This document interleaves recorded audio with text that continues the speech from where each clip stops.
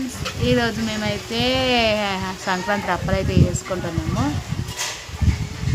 ఇంకా అన్ని ప్రిపరేషన్స్ అయితే చేస్తుంది మా అమ్మ. ఇంకా మా అమ్మ తల్లితోనైతే ఇట్లా ఉంటుంది.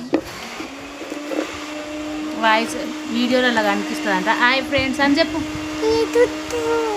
జుట్లు వేసుకుందంట, 2 జుట్లు. వాళ్ళు వేసిర్రు అక్క వేసిందా? ఏ అక్క?